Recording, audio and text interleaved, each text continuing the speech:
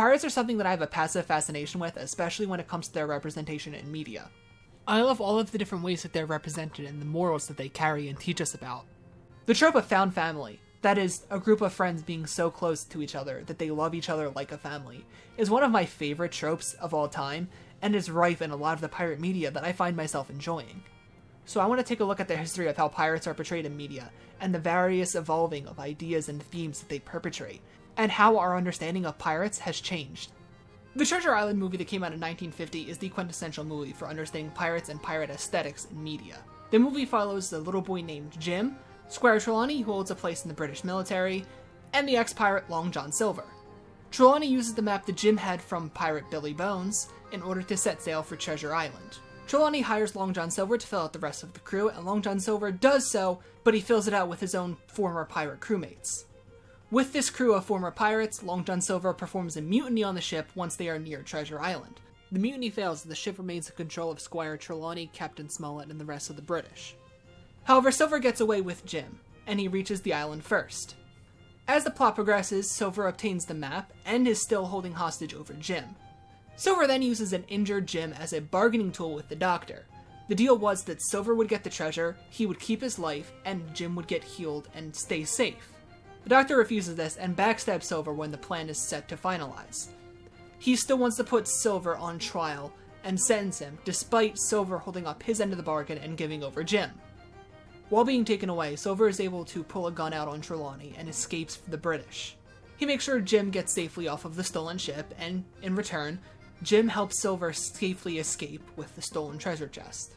Long John Silver in this movie shapes our idea of pirates. We see the cunning, ruthless, and selfish nature of Silver, and by extension, all of the pirates that we are exposed to in this universe.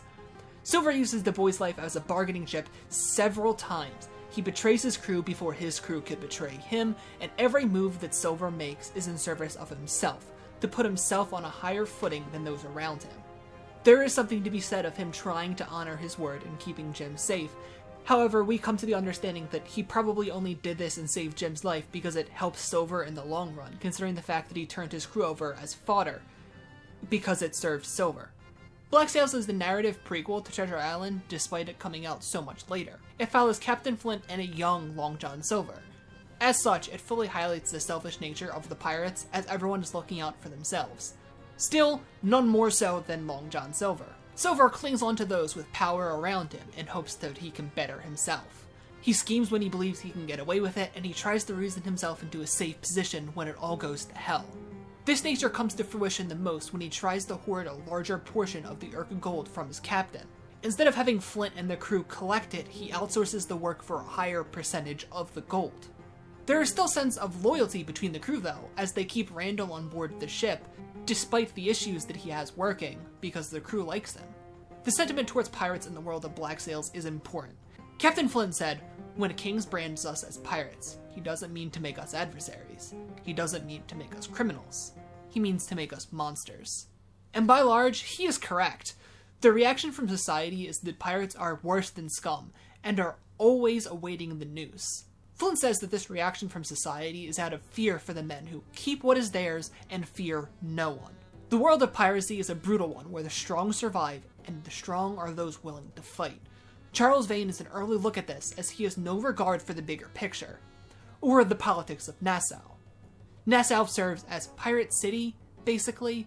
It's an island where pirates can sell their loot to the island who will sell it off, posing it as legal, and everyone involved gets a share. However, even Vane gets blown out of the water in this area when Edward Blackbeard Teach finally shows up. He exemplifies this idea that strength is the primary trait of a pirate. When I was a young man in this place, it was a settled notion that in order to join a crew of any repute, you had to prove his worth. Two men, evenly matched, bare fists, the only measure of difference between them being the measure of their will. Now all a man need do is say please. At the end of Season 2, Captain Flint goes on to embody that which he was afraid of being branded as, a monster. He swears revenge against England, he causes a war over Nassau, and directly threatens the governors. Flint constantly puts his crew at a greater risk so that he can embolden his own name, so that society fears Captain Flint. Flint has caused innocent civilians to die, and the world will remember that. We see the influence that the pirates have left on the world as we meet a girl from Philadelphia who knows of Jack Rackham and Charles Vane, yet the news that she hears of them are not their personality, but rather their cruelty, and other completely false stories about the pirates, like them being cannibals. While we, the audience, are able to root for the pirates, they never sway with their presentation of being bad people. They are all murdering thieves trying to save their own skin, and the only reason we're able to root for them is because the show frames Woodes Rogers as worse. Woodes Rogers is a man of the crown and the best pirate hunter in the world. He is responsible for the execution of Charles Vane and the keel-hauling of Blackbeard. His methods of execution are extremely cruel, inhumane, and torturous. Woodes Rogers is a bad person. He is a cruel person.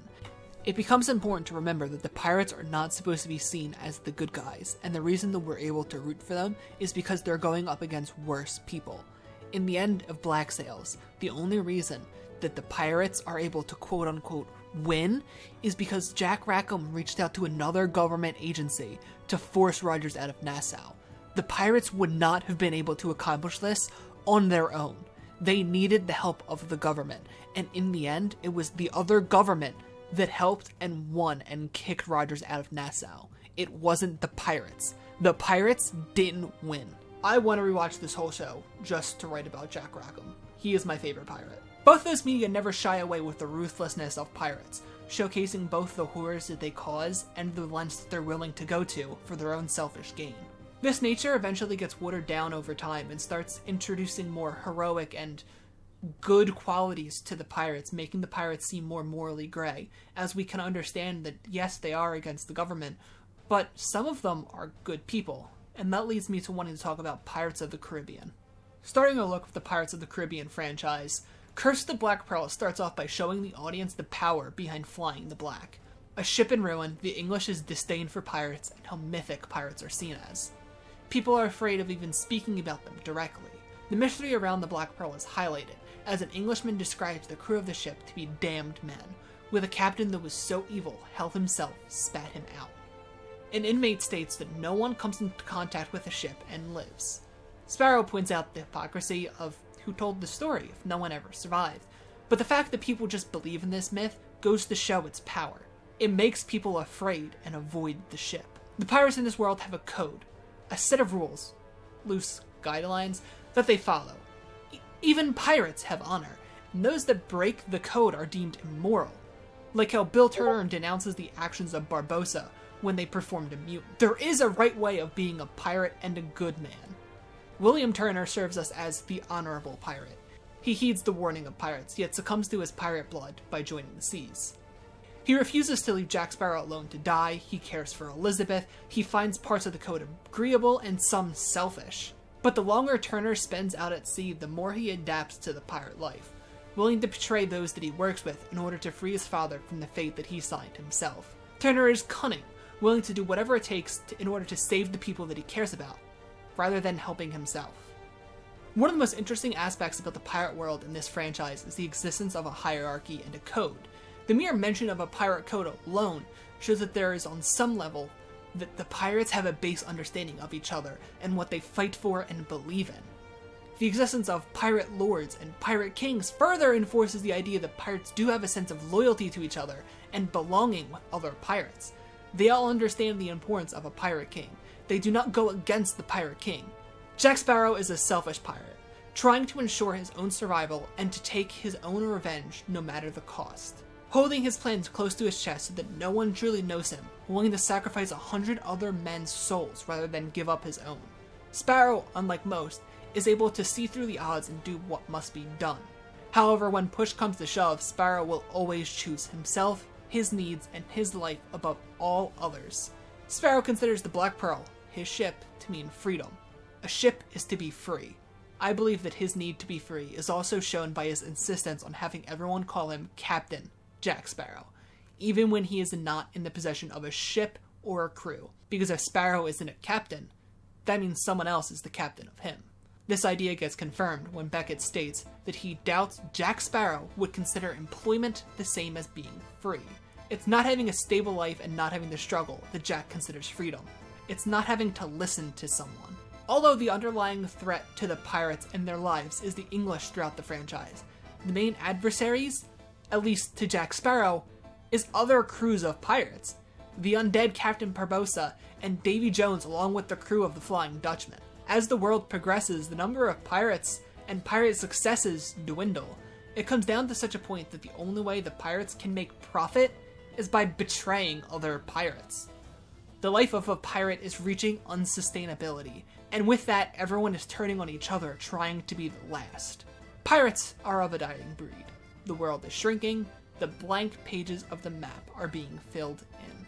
Before we shift gears into pirate protagonists, I want to take a look at pirates' representation in children's media, and I think Peter Pan's Captain Hook is no better example of how pirates are typically portrayed in children's media. As children, we get our perception of the world through watching and learning, whether that is from our parents, teachers, or the types of shows that we watch.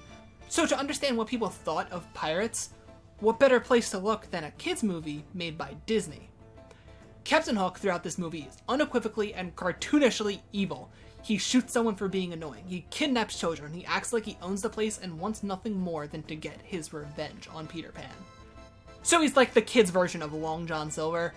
Pirates in this are shown as threatening, aggressive, they love the life of being a pirate, but that life consists of being a criminal. Hook is someone who does everything in his power to try and stop Pan, to stop the eternal childhood that Pan advocates for. Peter Pan represents childhood and the chance to never grow up, and having Captain Hook, a pirate, oppose this makes him the very enemy of this idea. That if Hook ever wins, that childlike innocence and wonder is gone. I also want to take a look onto a theme that is heavily intertwined with pirates. That idea is that pirates are a Robin Hood-like group, people that rob from those deserving and help themselves and those that need the help. And because I like fun, I'm going to take a look at Disney's Robin Hood for this story. Everyone knows that Robin Hood steals from the rich and gives to the poor. He takes from those that don't deserve what they have. The corrupt and the powerful that got into that position undeservingly or by stepping on those beneath them. Robin Hood uses his talents in order to give back to those who cannot help themselves, feeding the poor and helping those struggling. The Sheriff of Nottingham and Prince John gamble with the lives of others.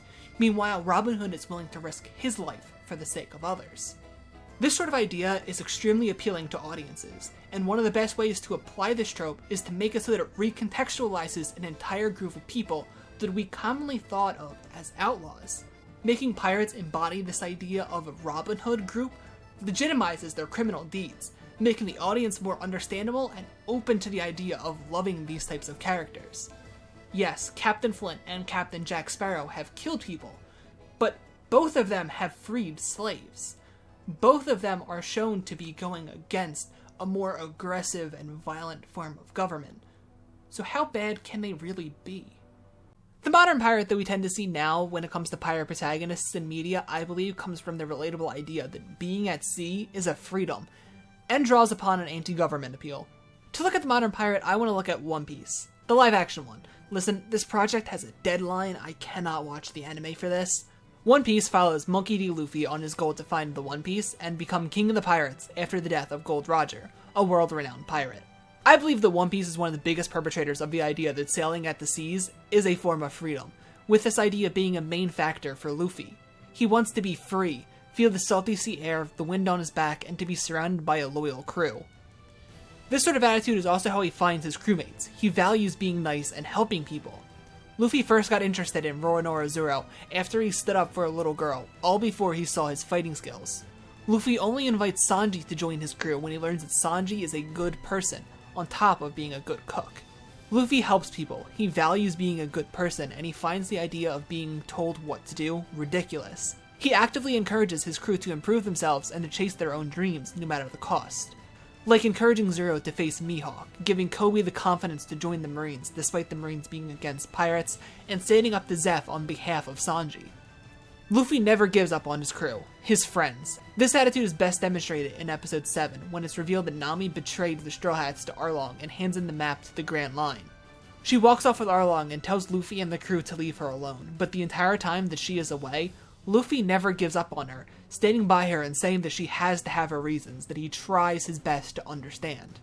Nami betrayed the pirates because she was under Arlong's debt and was trying to buy back her village that Arlong took control over and still exploits. When Arlong turns his back on her and tries to cheat Nami out of the deal, Luffy is still there for her. And at her lowest, she asks Luffy for help, to which he responds, Of course I will. Even in the world of One Piece, Luffy defies the expectations of what a pirate is. He isn't brutal or tyrannical. In his own words, he's a different kind of pirate. He doesn't believe that pirates have to be scary. He wants to help those that can't help themselves, and Luffy believes that being a pirate is about the adventure and the freedom that comes along with it. He views the sense of danger in the Grand Line as a fun challenge. He stands up for his friends and refuses to let anyone get hurt because of his own actions. Luffy isn't just a good pirate, he's a good person. A part of the One Piece adventure is the Straw Hats evading the Marines, which serve as the world government at sea. In the very first episode, we see a conversation between Luffy and Kobe about the nature of pirates and the Marines, where Luffy says if pirates can be good, Marines can be bad. We get this after we watch the son of a head admiral of the Marines be a dick to a little girl, and then in another episode we learn that Grand Admiral Garp and the Marines have made a deal with the 7 warlords of the sea. Those 7 warlords are the most powerful pirates in the world and rule the ocean, and the deal is that those warlords have to do favors for the Marines in exchange for the Marines not getting in their way. We are exposed to this corruption of the Marines from Kobe, the good Marine we meet in episode 1, who has a lot of issues with this system, but he's unable to change it. The next piece of media that I want to take a look at is from the D&D podcast group called Just Roll With It, and their campaign, Riptide. This campaign is heavily inspired by One Piece, and it follows the Riptide Pirates, Chip, Jay Farron, and Gillian Tidestrider, champion of the Undersea, hero of the deep, Pigeon Lord, the One, warrior of rock and roll, singer-songwriter, as they try to uncover the secret of what happened to the legendary Black Rose Pirates and deal with the prophecy of the world that Gillian is involved in. The Riptide Pirates, like the Straw Hat Pirates, are good people and try to help others. The oath that they have to say that one must abide to when they become Riptide Pirates goes, I do solemnly swear to fuck shit up, to help those in need, and be the best goddamn pirates anyone has ever seen.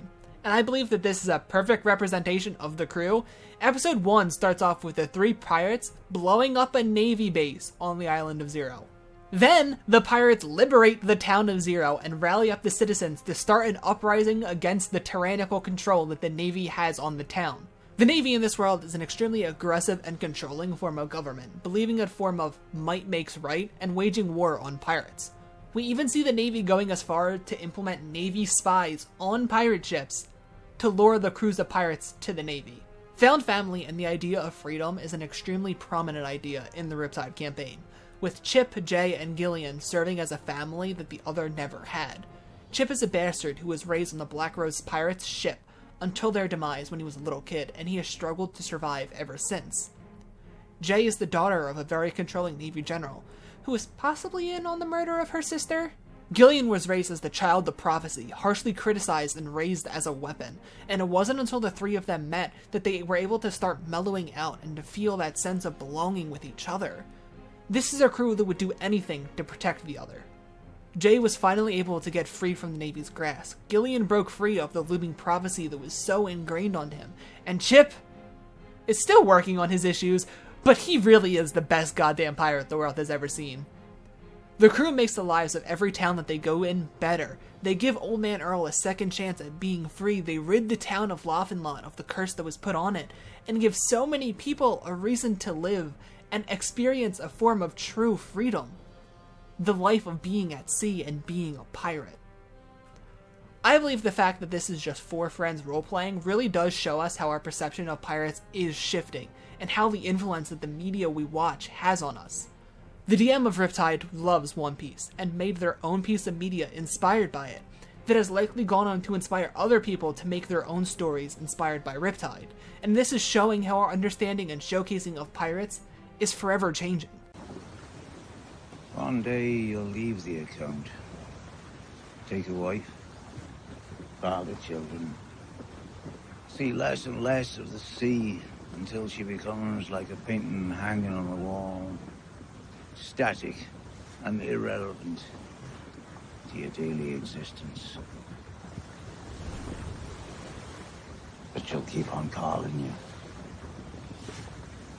And when she does, you'll step into that painting and feel the swell beneath your feet. It'll all come back as if it were like yesterday. Is that so?